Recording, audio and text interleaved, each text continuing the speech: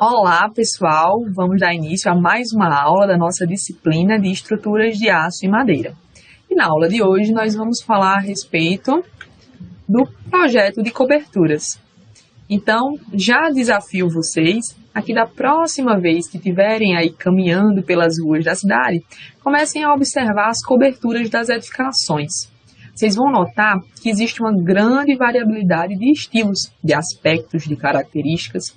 Então, vou mostrar para vocês alguns deles nos slides seguintes. Então, aqui a gente pode ver uma cobertura bem rústica, de uma casa mais rústica, mais tradicional. Aqui a gente já tem uma cobertura bem mais moderna, de uma casa que tem uma arquitetura realmente mais moderna, mais atual.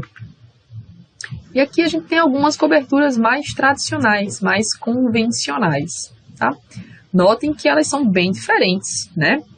Diante dessas particularidades, das singularidades de cada um dos tipos de cobertura, será que elas têm algum aspecto em comum? Na verdade, sim, né? Listei aqui para vocês 3 deles associados à função que essas coberturas devem desempenhar na edificação. Então, o primeiro deles é justamente proteger o interior da edificação de intempéries. Então, proteger o interior da edificação do sol, da chuva, da neve. Além disso, a cobertura ela deve garantir o conforto térmico dos usuários, além do conforto acústico. Então, independente do estilo da arquitetura que é utilizada, o sistema de cobertura ele deve garantir esses 3 pontos, tá? Em relação aos materiais que podem ser utilizados nos sistemas de cobertura, existem vários, né? Mas aqui nós vamos dar importância, né? Vamos destacar 2 deles. A madeira, foco do nosso curso, e também o aço, também foco do nosso curso, tá? Então vamos destacar alguns aspectos da madeira que devem ser levados em consideração na hora da escolha desse material para o projeto de coberturas. Então, nós sabemos que a madeira é um material resistente, de baixo peso específico e de fácil obtenção, tá? A depender da região em que a gente está executando aí a nossa obra. Então, esses são pontos que podem ser considerados na hora da escolha do material. Além disso, né, no caso da construção civil, pensando no aspecto das coberturas, a madeira ela é bastante utilizada nas obras mais convencionais. E em relação a um aspecto importante a ser considerado, né, é que esse material ele exige um adequado tratamento, tá? Devido à suscetibilidade que ele tem ao ataque de agentes biológicos, como os cupins. Então, esse aspecto também deve ser levado em consideração na hora da escolha desse material.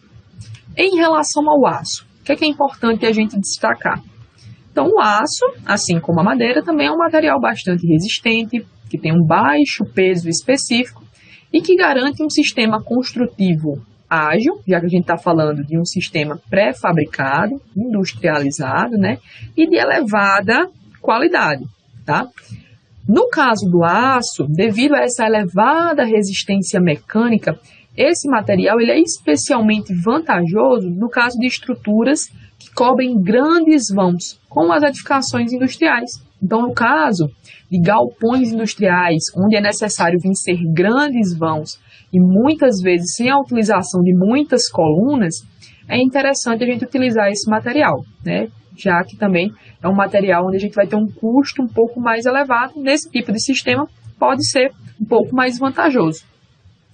Em relação aos cuidados desse material, é importante a gente falar a respeito da corrosão, né?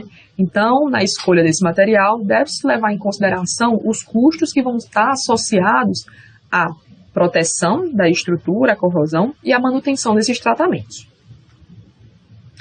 Em relação aos elementos que compõem a cobertura, né? Aqui eu queria destacar com vocês alguns deles. O primeiro deles é a ripa. Tá? A ripa é uma peça de pequena dimensão que ela é disposta longitudinalmente em relação aqui à minha edificação, né? Então, observem aqui o sentido do meu cursor. Então, é uma peça de pequenas dimensões dispostas longitudinalmente ao telhado, nas quais as telhas são fixadas. Então, as ripas servem de suporte para as telhas. Temos também as terças. As terças são vigas que são dispostas paralelamente às ripas. Então, elas têm essa mesma direção das ripas. E ela é responsável por transmitir o carregamento da cobertura até as tesouras. E aqui estão as nossas tesouras, ó.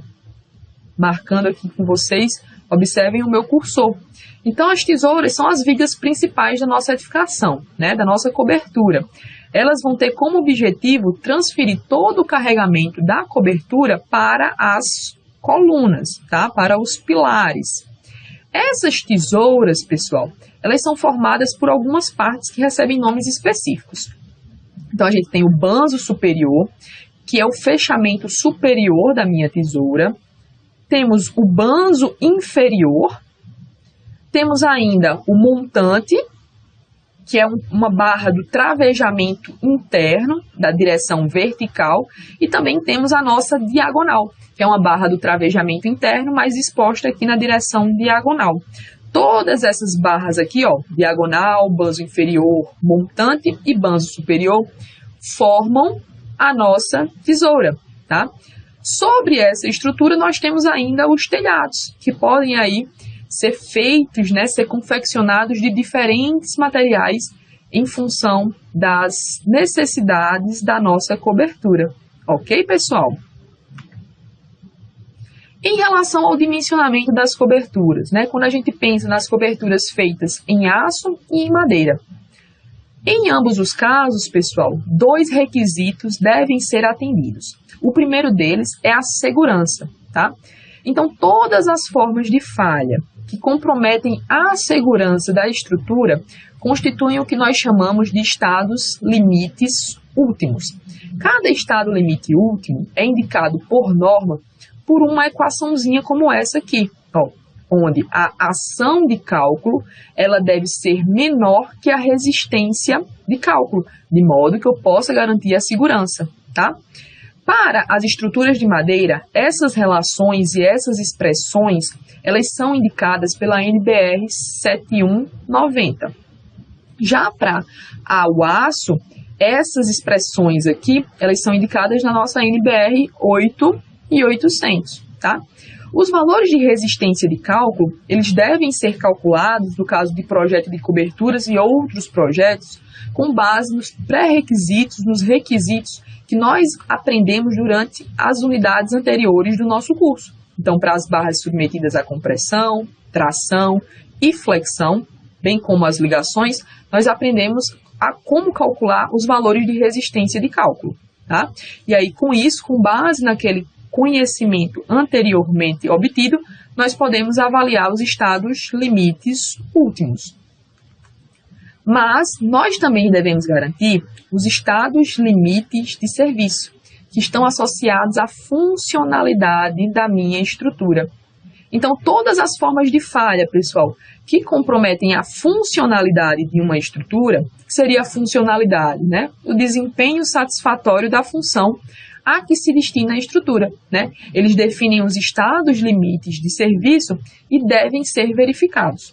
Então, alguns exemplos de estados limites de serviço: deslocamentos excessivos, vibrações desproporcionais e danos localizados. Então, imaginem, por exemplo, o caso de uma passarela, tá?